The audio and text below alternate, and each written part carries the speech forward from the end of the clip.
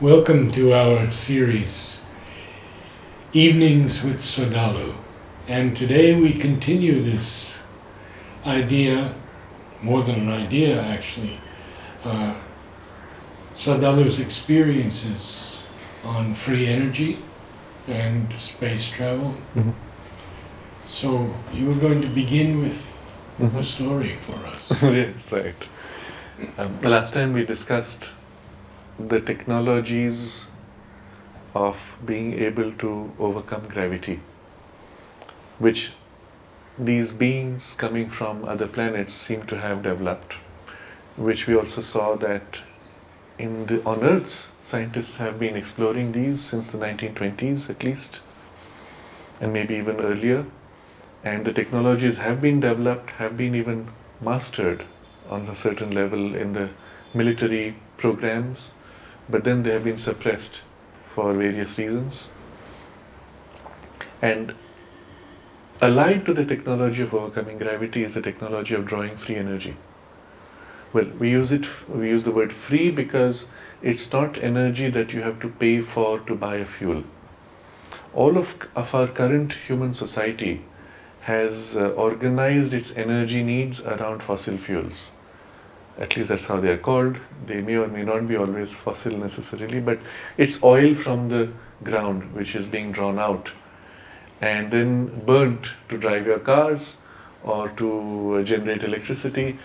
And you have a few variants which involve dams, damming rivers which create electricity, or nuclear energy, which is also extremely destructive, even more destructive than fossil fuels. Some solar in the deserts of America. A little bit of huge solar areas, energy. but And I remember when solar energy was being encouraged in the ashram, that was part of one of the programs that Mother had for Aurobindo, because she saw that direction for the future.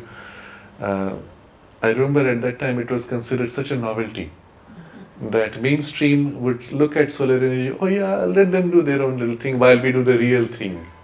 And nuclear technology was being promoted so powerfully at the time. And here in the ashram we had this whole unit for solar energy research. And Dr. Chamanlal Gupta was at that time one of the, or probably the most reputed person, most respected in this field in the whole of Asia. And so when the Indian companies Tata wanted to develop the Tata Energy Research Institute, they approached him. And he said, I have one condition, I won't leave the ashram. So they built their entire research institute in Pondicherry just because he was here. And he was of course consulting for Aurobindo as well as for the ashram. And he is one of the most reputed scientists in the field even today. But she wanted this for Aurobindo. And there's an interesting thing she said about nuclear power. She said that the atom is something which nature has taken a very long time, billions of years, to build. And to break it is to go against the will of nature. Now this is the vocabulary she is using. And later she explains some of it. She says that when they break the atom, the habit by which nature holds it together, that habit weakens. Now this goes back to a very deep principle of science. You see, when you look at pure physics, you go down all the way to subatomic particles. The question could be asked, why are the particles the way they are? Why do they move the way they do? What makes for those laws? And we don't have an answer. That's how it is. And Sri Aurobindo explains that these are habits of nature. They are grooves along which nature has created a habit of movement of energy by repeating it everywhere in the universe for so long that it becomes the norm, instinctive. And so when you reverse that and break the atom, you are weakening that habit. And so Mother's observation, she says, well, it's harmful. And then she says, as an afterthought in a positive direction, she says, well, perhaps it will lead to a creation which will be even more plastic because of the weakening of the habit. Fission, not fusion. She did not use those words. She just inclined herself towards something which goes in the same direction as nature, to unite atoms rather than break atoms, Exactly. which is fusion rather than fission. But this observation is interesting, that the weakening of this may lead to a creation which will be more fluid, more elastic. because you've weakened the rigidity in nature. And so it's as if the supramental force can use anything. There's another example though. She wanted solar energy, obviously. She said, taking energy from above is the right way and not from below. Now this is very interesting as a symbolism. When you dig into the earth, what are you digging to? Well, the dead fossils, the dead plants, the old, million-year-old thing. It's the past, it's the inconscient. Dying, dead, inconscient, which you take from below to fuel your life. And even in the symbolism, you can see that it belongs to the past. And the future is to look up to the source of energy, which is clear, free, fresh, from the sun. So Mother did speak of energy from the sun as being the future. I think she also said all the energy you need can be received from the sun. Exactly. So the question, of course, is the sunlight it? If you go purely by the physics, the sunlight is not enough to give all that you need. Obviously, the sun is putting out more than just sunlight. It's putting out life energy, prana. And so we have to look a little more deeply. If the sun is giving off all these things, of which sunlight is a tiny part, you can tap into those other things also. And if you could tap into it just as putting a solar dish or solar cell gives you free energy, you tap a little deeper and you will have enormous free energy. And that would be enough for all our needs. Is that possible? So here comes an interesting thing. I was researching this whole field for many years, and particularly looking at the physics behind it, behind the free energy, because as we discussed last time, the experiments in this field have been going on for many decades.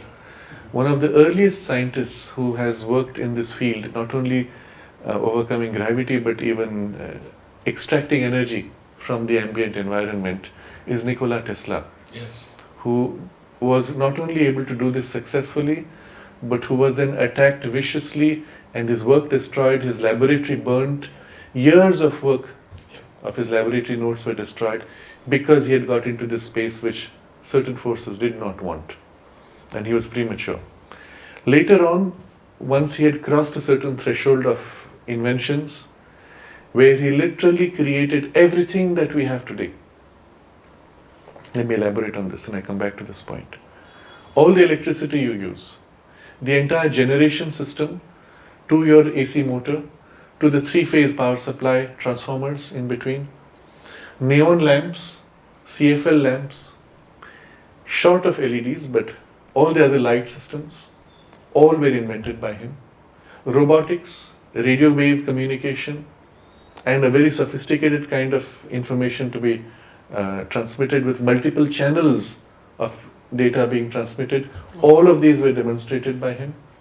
He demonstrated also some of the other things which were outstanding, which were so far out as experiments that people at that time didn't understand what he was doing. He became master of lightning. Not only he knew how to manage, he could recreate lightning in his laboratory on a scale which to this day has not been replicated. And he created a machine which was able to pulse lightning and transmit electricity in a manner that at a distance of 10 kilometers you only had to turn the antenna in the direction of his transmitter, you had bright light, but without any dangerous radiation in between. He was using intense fields, electric and magnetic, where you could put your hand in and nothing would happen to you, but you could put a piece of iron and it would melt. So he was playing with energies of such intensity, but yet they were safe. And there was a point where he said he had got it to a level of precision that he could pulsate this energy until the entire Earth's electromagnetic field was pulsating with his transmitter. And so he could radiate energy to any point of the Earth at will with practically zero cost. And a single waterfall would be enough to run his device and provide energy for everybody. That's when his transmitter, which he was working with, was taken over, broken and destroyed. And so at that point he withdrew. And he made an interesting observation. He had literally built up the entire electric age. As I said, even today everything we use is invented by him. And he said, the present belongs to you, but the future belongs to me. He continued to develop instruments, experimenting, but he didn't bring it into public domain. He announced what he had done. He had patents registered, but most of them even today are classified. Some of them are still available, which are more mild, but the more dangerous ones have been classified, but they were being developed by him. And so all of that goes into this domain which he recognized was too far ahead of the current human development and age. And so he accepted that reality and just continued his work. All of these crazy experiments, which to this day we don't fully understand, you will find Sri Aurobindo describes in Savitri. When you have the three soul forces, the Madonna, the three Madonnas, and then the warped echo from the ego which comes in response. And there's a description of the human ego saying, I have done this and I will do this. And much of it has to do with science. Many of the things described there, Nikola Tesla had actually done. So it has been my conclusion that he represented a vibhuti. He was a vibhuti that came for the purpose of pushing forward the science of that age and literally forming the framework of the electric society which we have today. So that's one part of the story. In that, he was able to tap into that free energy as part of his work. Subsequently, we find literally dozens of scientists rediscovering not one way but many ways to approach it. And once you understand the principle behind how you can tap into this free energy which is everywhere, then you will find there are in fact many approaches in which this can be done. So my exploration in this started very early. When I was 12, I looked at the future and I said, it's not going to happen unless we have anti-gravity and free energy. It was obvious that the future needed this, otherwise we would destroy the earth. And so at that point, it was a bit premature perhaps, but it was the turn of my aspiration. I began to study physics with the intention of being able to understand what these experiments were like and to develop the vocabulary to articulate these principles and ideas. So I first went into Einstein's theory of relativity and built up from there. I even read Einstein in his original while I was at school level, and I discovered that something had gone seriously wrong. Einstein had removed from science the ether. And the ether is the unifying principle. Ether is the medium through which you tap this energy. Ether is the life force that the sun is putting out, which allows you to tap humongous amounts of energy at any point. Current physics comes to this conclusion in an indirect way. They call it 0-point energy. That is, at any given part of space, the density of the underlying energy, real energy, which forms the whole universe, is so great that in a tiny cubic centimeter of empty space, so-called empty space, there is enough energy to evaporate all of the oceans of the earth instantly. Now, if you take a billionth of a billionth of a billionth of that, it's enough to run your whole house, and your cars, and your spaceships, and everything else. And it will be purely the electric age. Because when you tap into that energy, the most easy form in which you can extract it, in its purest way, is electricity. And you can have enormous amounts of electricity anywhere with a very simple device. So now we come back to the mother. So while doing this whole exploration, it was obvious which way we had to go, and so I began to review science from this perspective of the ether as a foundation, because that's the Vedic perspective. That's what Sri Aurobindo says.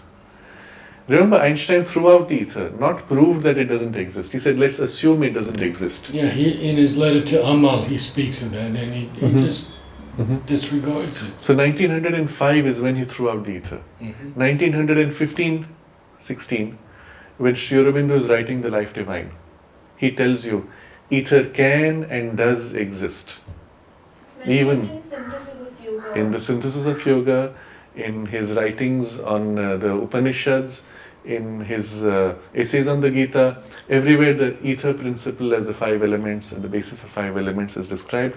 But particularly in The Life Divine, where he is describing the physics of particles, of matter, he says ether can and does exist even if to our present instruments it's not measurable.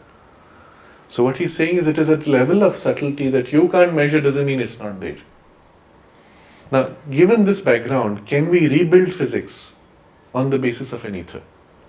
And the result is a physics which unifies all the forces, and one of the implications is that not only you can draw energy freely anywhere, but the technology for drawing it is also obvious and simple.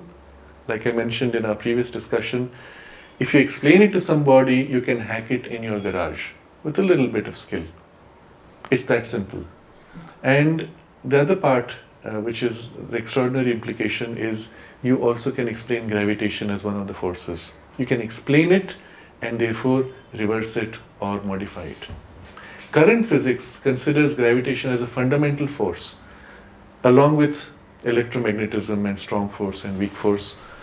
Doesn't explain it. It just says it's there. Somehow it's there, we don't know how it is. Every particle has gravity. How? We don't know. It's not an explanation, it's a description. But when you go back to the etheric foundations, and in the way Sri Aurobindo explains how the 5 elements emerge, he tells you the secret of all forces, how they emerge. And with that knowledge, you can literally modify gravity or recreate it or intensify or reduce or whatever. That knowledge is there in Sri Aurobindo's writings, and it's something which we have to someday enter into and perhaps even develop for its implications. But so I come back to the mother's observation. While doing this research, I said, somewhere we must have had some insight that the mother makes. So I asked a few of the old sadhaks, did you ever discuss with the mother about the future of energy and so on? And I found one sadhak who had, and that was Pranabda. He was one of mother's attendants. And when I asked him this question, he said, oh yeah, that's true. I asked the mother, or mother said this. And she said, in the future, this is how he put it, in the future, we will not need these electric wires. If you go back to Pondicherry of that period, every road had these pillars, pillar posts with 3, 4 or more wires, which brought the electricity to your house. This is the case everywhere on earth in those days. Subsequently, the cables went underground, but they're still there. You need cables. Where is the electricity generated? A few thousand miles away. From there, it has to be transmitted all the way here with these high voltage cables hanging, conversion of transformers, etc. But you are far away from the generation. And of course, you have to pay because it has to come to you and you can measure how much comes. You have to keep paying money. So mother's observation was, in the future, all of this wiring will not be required because every house will have its own source of electricity. And then she said, it'll be a box about this much, this size. It'll give all the electricity you want. And then something more, she said, it will emit a bluish light. Now what was fascinating was, in my research, I had come to one of the conclusions that in order to tap into this, you had to use high voltages to pulsate the ether, to be able to extract energy from it. And one of the side effects of that high voltage is a bluish corona. And there you had mother saying, a bluish light around this little box this size, and Pranabda showed me like that, So what's the size of that? Like a typical stabilizer which you may have at home, one audio player, amplifier, that's about the size. You plug it in somewhere and it powers your whole home. Wouldn't that be wonderful? And the technology for this has been already discovered. So now I'll come to my explorations further. I looked around on the internet. I studied all those people who had claimed to find it, went into their patents, some of them, went to the descriptions. Some of them tried to hide the secret because they thought they can make money out of it. So a few things were there, photographs were there. And among them I discovered one, and this I discovered in the 1990s. Internet was just fresh. And there was a community in Switzerland where there was an inventor who had developed a machine which gave off electricity, and it had 2 spinning discs. And they had put up the video of it at that time. So I remember seeing the video, and then they took it offline. And I said, well, I wish someday I could go and meet that guy. And at that time I was never traveling out of Pondicherry. So many years later, I think it was 2009 or 10, I was invited to a program in Switzerland. It was my first trip to Switzerland proper. And I told my hosts, I'd like to go to that place if it's possible. I had no idea of distances. It turned out that place was barely 20 minutes away from where I was. But my host said, "Oh no, that's very far away." Now, I didn't realize, Switzerland is so small, you can drive from one end to the other in 3 hours. For them, half an hour is very far away. And there was some confusion. They said, "Oh, but that's a community, they are weird people, we don't have anything to do with them, we don't respect them."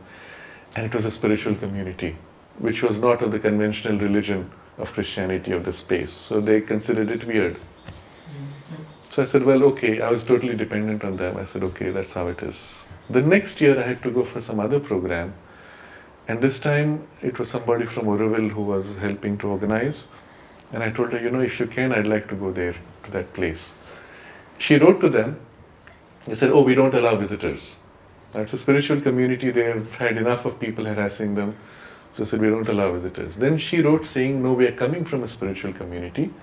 And this is the background of Auroville and the ashram. So, and she sent a photo. And they said, yes, you can come. So that was my first visit. It was a community called Methernitha. You can still see a little bit on the internet. They are very reclusive, very protective, and for good reason, as you will see what happened. So I went there and I had no idea what to expect. It turned out the person who invented the machine was the head of the community. It turned out he was an extraordinary spiritual being, extraordinary in his attainment, in his realization. How old? When I met him, he was almost 90, perhaps 89, 90. No, he was already 90 past, 91, 92, because he died a year later.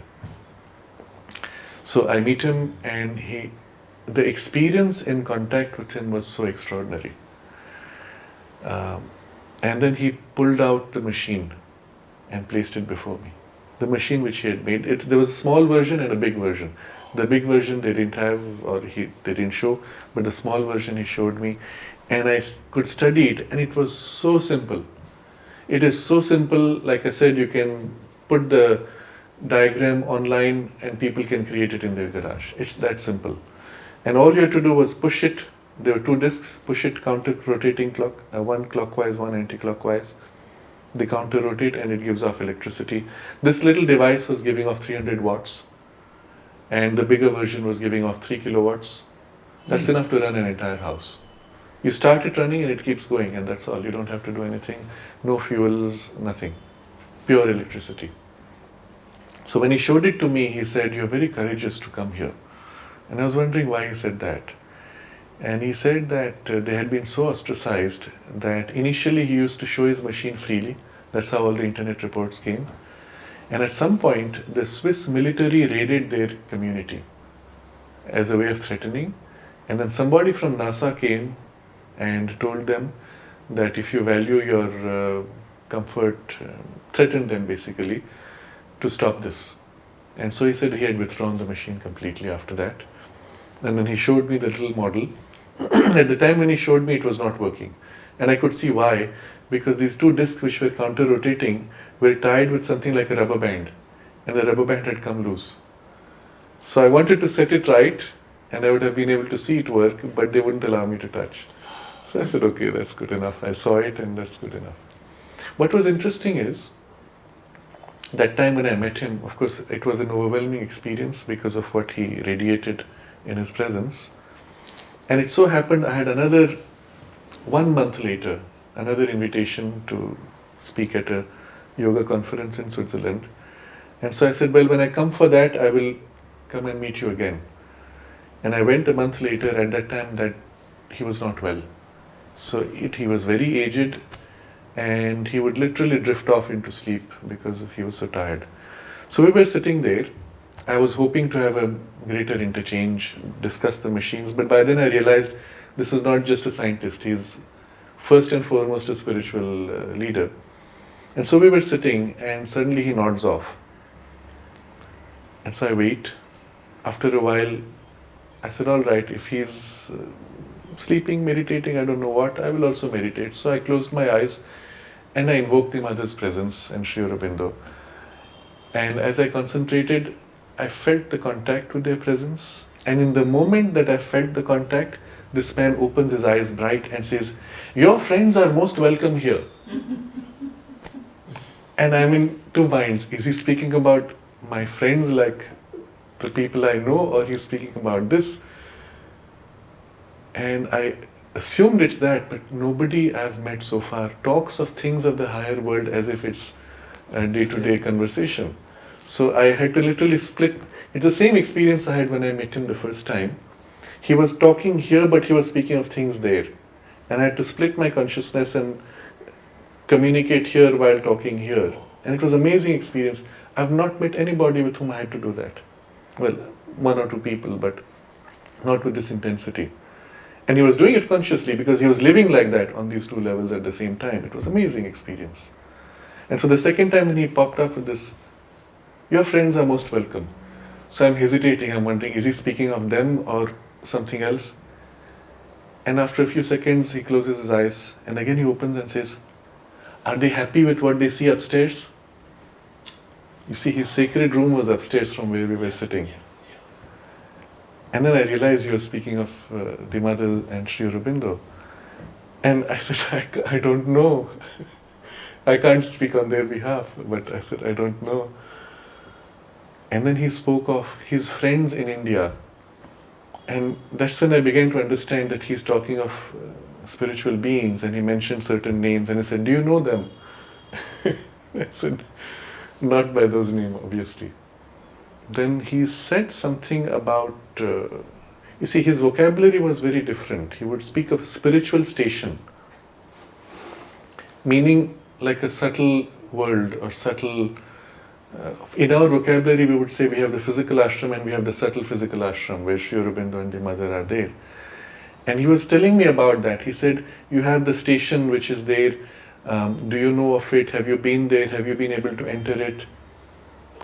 It was an amazing experience. It was the first time I met someone who's so blatantly overt about the inner world and inner realities as if they are his current reality. And he couldn't literally separate one from the other.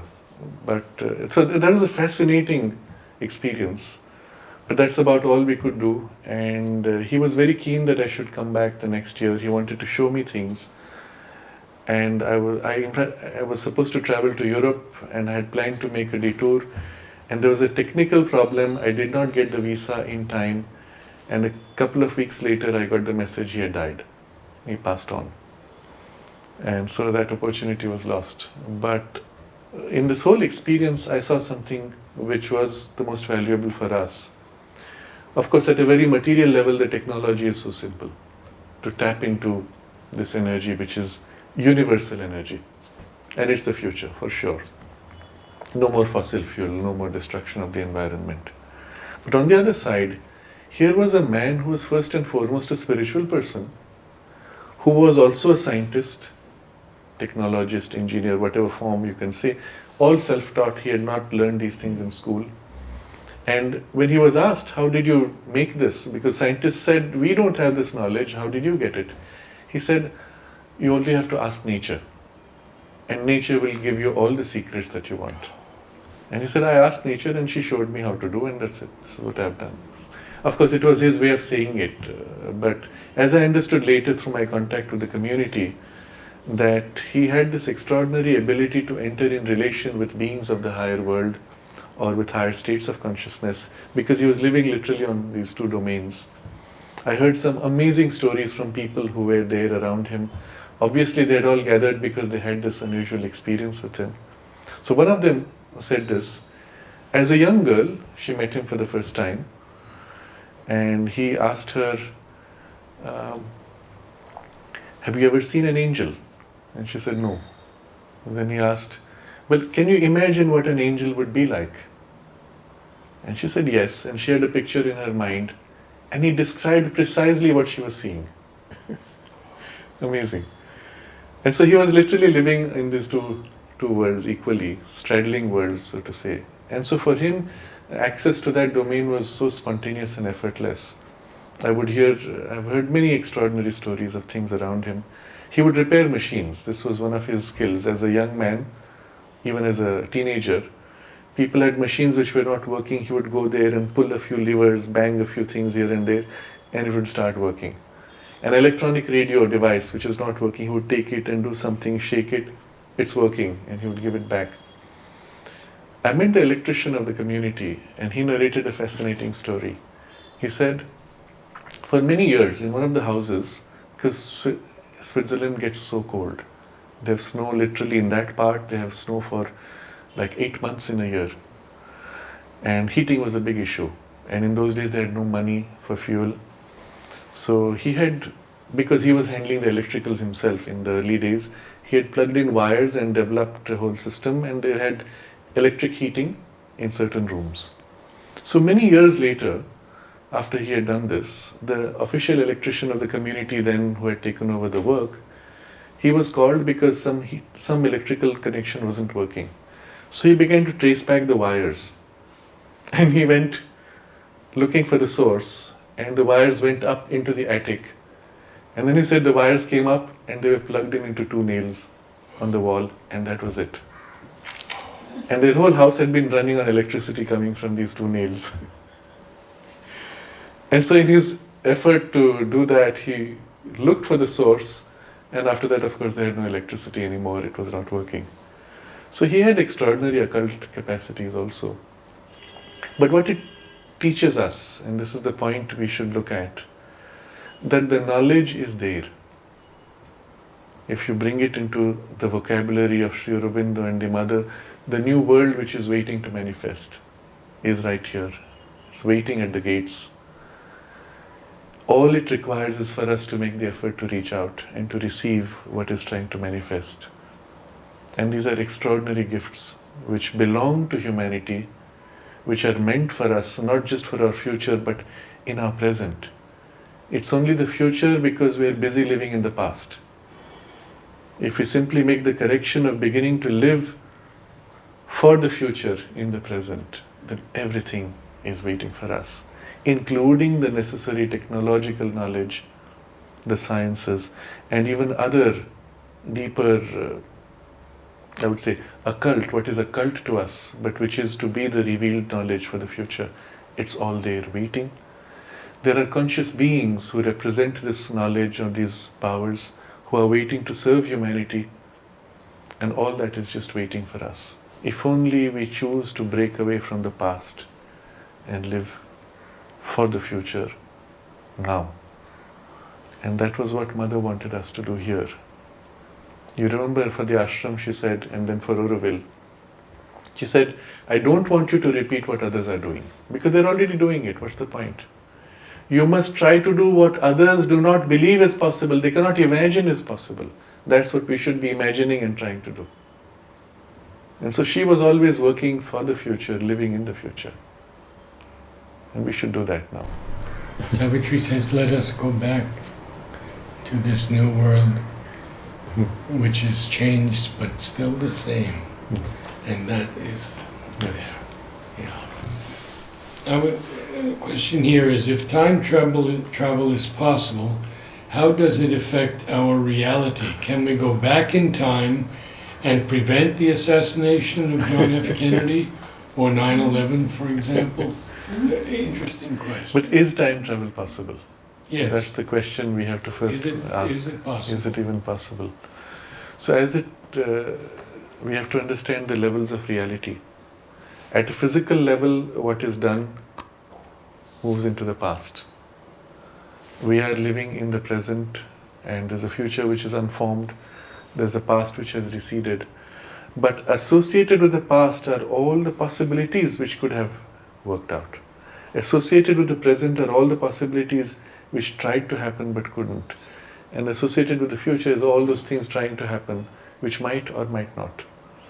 And so if you look at the big picture of all these possibilities in the one Brahman, they all coexist in the Brahman.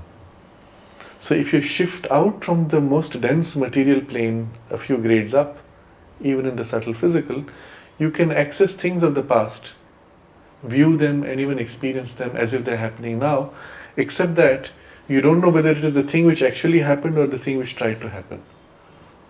And this is the point Mother makes about seeing into the past. It's difficult to distinguish unless you have the deeper spiritual sensitivity, discrimination, intuitive discrimination or psychic discrimination, to make out what was the thing which happened or what were the strong impulses which tried to happen, and so leave an impression, because you've already moved a grade off from the physical. And the higher you go, the more fluid you are perceiving things, and the more possibilities you see, both for the future as well as for the past. So if you have a means to semi-dematerialize yourself, let's say a few grades off, as many of these devices do when they travel at great distances, then you have also the access to the past or even to perceptions of the future. But they remain in the domain of possibilities which were there as strong imprints, even for the future. But you are not changing the physical reality. You cannot go back into that which happened to modify it. If you go in that plane, then you are only experiencing things on that plane off from the physical. You cannot change the physical reality of what happened. So that's part of the difficulty of, or the worthlessness of being able to go into the past. You can't really change on a physical level, but of course you can experience many things and play with those realities. What is possible though, and this is part of the interesting possibilities for the future, once something has been, even in the past, it leaves an imprint. And if some of it exists even in the subtle physical domain or in the vital worlds, one can bring it back into materialization in the present. So it's even possible for us to rekindle, reawaken the dinosaur, which is now extinct, or the mammoth, which is extinct, by physical mechanism through genetics, but by an occult mechanism by a kind of a materialization. But these things will be, of course, experimented with in the future.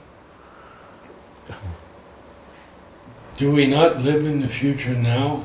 Because the present is immediately gone in every moment. Yes. And the moment the future reaches us, it's gone also. It's no more the future. Yes. But we have, that's why when you consider the future, you have to shift out from the physical world. In the physical world, you're in a very narrow point of the now. But as you move into the subtle physical, you are able to experience the tendencies of the future. And as you move a little further off, you experience much more fluidly all the other tendencies. And so this is what happens during dream. When you go in dream and wander into higher planes, you see possibilities of what might happen. They don't normally always happen, because many things change. But as you come back from your deep sleep, just before waking, you are closest to the physical domain. If you glimpse an event happening, then it is already close enough to the material and is likely to happen.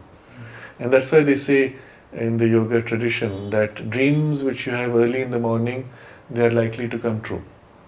Why? Because that's the level closest to the material which you passed through. And so they're close enough to acquire a fixity to make it happen. But even there you can intervene.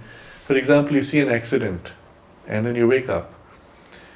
If you go there and you find the accident situation beginning to form as you saw in the dream, you can still intervene and prevent the accident. But you had already reached a point where the forces coalesced that the tendency had become vivid enough and fixed enough. So what does the future mean? It means here all these possibilities of energies, forces, powers, engaged or bound into their karmic or other knots and dependencies, which are trying to fructify and become more and more concrete. You can release new forces into it to modify, to redirect from a negative to a positive direction. And that's part of the work which we have to do in our thought, in our emotions. What we put out acts on the future. In our physical actions, we are bound to the present. You can't act in the future because you can't touch the future.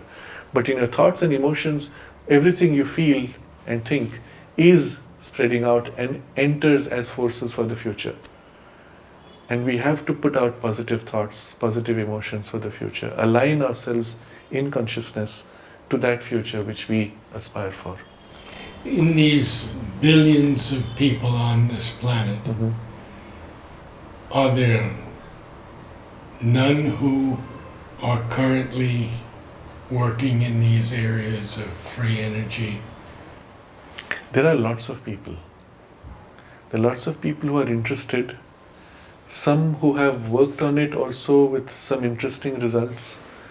inevitably they tend to be cagey about what they have done or what they are doing, or they just fade out for some reason, which may be simply they were threatened. I have attended certain conferences where I met with people who are interested and keen in the field, and generally I found that they were not very strong in the deeper physics of it. And the biggest problem is they don't have a physical framework in which to be able to explain how the energy is tapped. And that framework we find in Sri Aurobindo's writings or in the Vedic framework from which the physics can be derived. Sri Aurobindo had extraordinary knowledge of this, of which he wrote very little though. There's one text which earlier was published as, it was just titled the first Rig of the Rig Veda, where Sri Aurobindo comments upon it. And there he describes how Agni operates on 7 levels. There are 7 kinds of Agni. And he describes the working in the physical plane and then on each of the planes with the specific terms in Sanskrit used in the Veda for those levels and their operations. And then he explains how it relates to Vayu and Indra and things like that.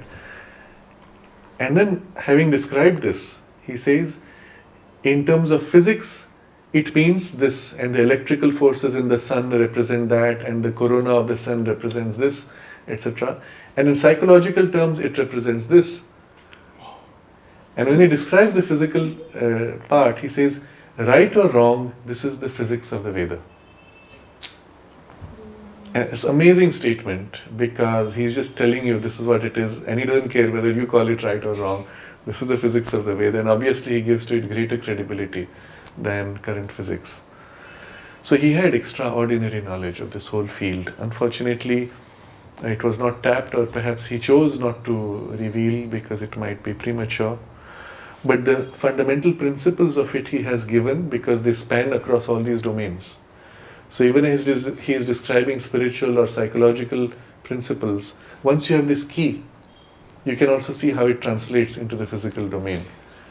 And he has given you enough that we can actually rebuild the Vedic physics with technological implications. But I have not found anybody who has this background. People exploring, yes, but much of it is their experimentation in the blind, without understanding fully what is the principle. But once you get the principle, you can move very rapidly to much more precise and even dramatic results. Next question is that... I would want this research to be done in Auroville and in the ashram. Absolutely. We are meant to be working for the future. Absolutely. What others do not think possible, we should be working on, isn't it? Mother said that she would be happy to meet one of these beings. Why aren't we meeting them? If they can travel and reach us, are they hiding from us? No, they have been meeting. They have been meeting us, yes. And the documentation of this is extraordinary.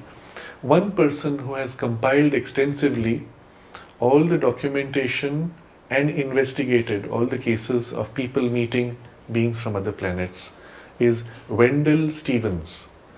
And he has more than 60 books, each book documenting such cases. And it is so richly documented, so compelling in the evidence. There are others who have also documented just because of the quality of photographs they have. I mentioned earlier George Adamski was one who had extraordinary photos, such clear and detailed that you couldn't fake it in the 50s. And subsequently in Switzerland, when Billy Meier was having regular contact with crafts which would come into his area, and he had a whole group of people that he would inform. We have an appointment, they will be coming around this time. So the group would go into the hills and wait with their cameras ready, film as well as still photos. And when the flying saucers would come, they'd be going click, click, click. And you can see in those films as well as photos, below on the highway, the cars which are going by, and then the flying saucer moving around, and then doing extraordinary movements like that, jumping around. Some of them come very close, move around a tree, and you can see the tree moving violently in the closeness of it. And occasionally you have a Swiss military jet which comes and chases the flying saucer. And in one of the videos, you can see the jet comes, the flying saucer blinks out and appears elsewhere in the next frame. So you have a film frame that's shooting at 1/25th of a second. Yes. Within 1/25th of a second, it vanishes here and appears there in the next frame. And then he has also transcribed all his conversations with the beings from those saucers. So they would come down to Earth. They would meet with him and he would have conversations which he has documented extensively. He would ask them, how did you manage to do this? And they discuss some of their capabilities.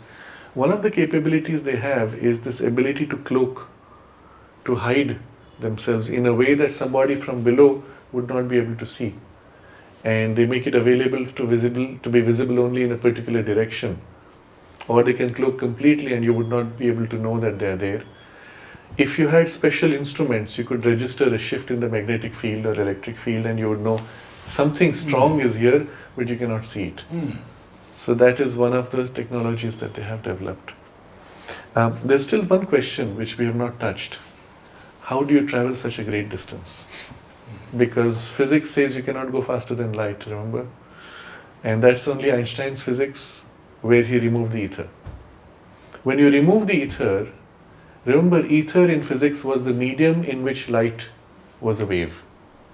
You remove the medium, what is light then? It cannot be a wave anymore, it has to become a particle. And yet it is a wave. So you end up with a wave-particle duality. But the truth of light is it's a wave in the ether.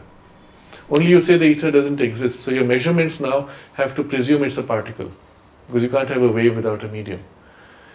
But your experiments show it's a wave, but you have to assume it's a particle and you end up with this wave-particle duality which is fake.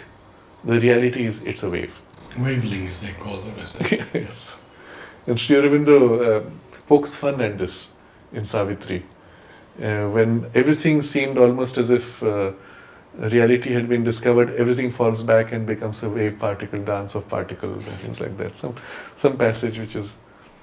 But then he says, he shows you two models of physics. The clockwork model, mechanical, which is dropped, and then you have the quantum model, which becomes this chance, which also has to drop, and then he says, this will give way to a greater science. And that's the science we have to work for. But coming back to this whole story, how do you move fast? If there is an ether, then the whole basis for light is different. And there is no practical limit to speed. If you remove the ether, then light exists as a particle in a vacuum, and space and time have to bend to maintain the speed of light. It's the only thing which is not relative, because everything else depends on a medium. So you have warped reality and you put an artificial speed limit. You bring back the ether, and light speed is one of those variables. It's a relative speed independent on this local medium of the ether. And just as a plane can go faster than the speed of sound in the air, so too a spacecraft can go faster than the speed of sound, speed of light in the ether. It's exactly the same analogy, a similar technology, only instead of operating with aeronautics, you're operating with etherics. And then you can go faster than the... What effect would it have on the human body? Practically none. You would hardly feel anything, because although moving at that high speed, there is the effective isolation from the sense of inertia. In fact, the saucer will rapidly accelerate and you will feel nothing. This is in fact the experience of people who have boarded flying saucers, George Adamski being one of them. They enter it and then they feel a slight lightness, and then they look through their porthole and they've moved away from the earth already. It's that fast. But they just felt slightly light, a slight shift, momentarily, hardly felt. And with this technology, you can go enormous distances much faster than light, but still it takes time. But there is a further technology which we have alluded to from the mother's observation, that you are able to shift out of the gross physical into a subtle physical layer, and from there you can move much faster, or there may not be a sense of movement at all. You basically tune into a higher grade and then tune back at a different location. And it's like the teleportation of a physical object, which also we have discussed earlier. when you materialize and dematerialize. So you can dematerialize and rematerialize, and there is no sense of travel at all, but you're there in an instant. The only time required is the time to dematerialize and rematerialize. But all of this is available to us as a humanity, as part of our imminent future, if only we can make the necessary efforts to break free from the stranglehold of the past and move to the future. I have a question here. A researcher named Dr. Stephen Greer says that the extraterrestrials are more developed technologically, socially, and spiritually than us, and says that we can contact them via meditation. He has been taught by extraterrestrials the CE5 protocol, close encounter of the fifth kind. How does it work? Okay. Oh. You know what are the close encounters of the first kind, second kind, third kind, fourth kind? Well, the fifth kind is where you call them and they respond. There's this famous movie, that's where this vocabulary comes from. Spielberg's movie. Spielberg's movie. Close encounters, that was of the third kind, right? Of the third kind. Yeah, where you have a physical contact. The first and second kind are where you see at a distance, but you don't have one-on-one contact. I didn't think much of that movie until the very end, and it was an incredible ending. Extraordinary. Through many such movies, there has been an attempt to prepare humanity for the reality of these things. The initial portion of the movie is a typical Hollywood, we will use the word masala movie, you know, a little bit of spicing and excitement. But then the point of the movie was the point of contact. Yes. With a civilization which is so much more developed technologically, but that's not enough. You may be technologically developed but still egoistically rooted. And if that was the case, then if their goal was to dominate the earth, they would have done it already. But if they're coming in this way and warning us or helping us, trying to help us through a dangerous passage, it's because they have outgrown that and are respectful of our freedom and want to engage on a level of equality with a higher degree, we may say, of spirituality, because at least they've transcended the crude ego. How much more they've grown in consciousness is to be seen, but again, there might be many levels of species in their evolution, but what we do see in many of the close encounters that people have had one-on-one, that many of them seem to be telepathic, that they can sense your thoughts and respond even without your speaking, which shows already a higher grade of mental development. You've moved into the more intuitive consciousness and are able to communicate without needing words or even to project certain ideas. And so the physical, technological development is an independent process from the consciousness process. As far as our human beings are concerned on earth, our technology has moved faster than our consciousness. And we need to catch up. But if consciousness grows sufficiently, then of course even technology can be assisted from a higher consciousness.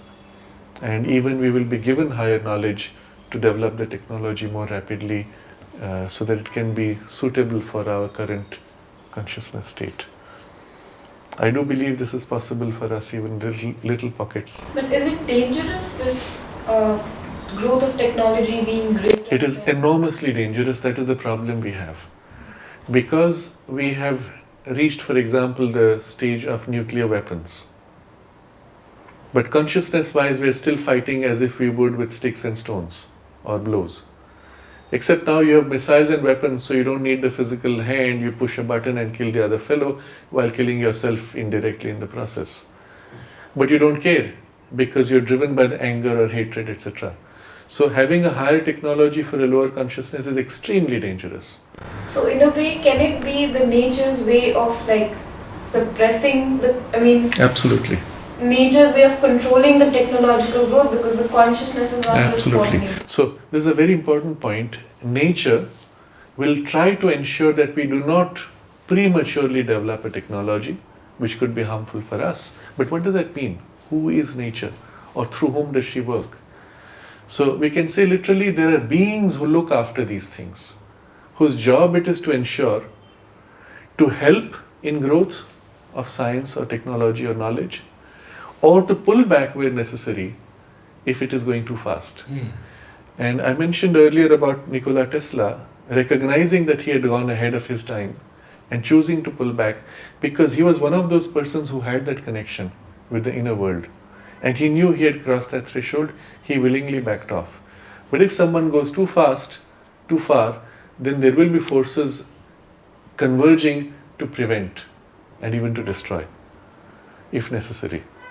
But finally though, we are always at a balancing point. If you hold back too much, then we stay stuck where we are. It's by allowing a little bit of the danger of the new technology which forces our consciousness to rise up because it's so ridiculous to use nuclear weapons that we don't want to do it, even though we have to struggle with the urge. And so as a humanity, there's always this very fine balance. Sri Aurobindo refers to two inventions which were premature, before their time, and which were therefore also misused. And one is cinema, and the other is a telephone. Interesting. It's interesting to see the implications, what they did to humanity, and in what way it was premature. Mother wanted cinema to be used for assisting the lifting up of consciousness, the growth of consciousness. What you see today is pretty much the opposite, mostly. We'll take a few minutes break. Yes.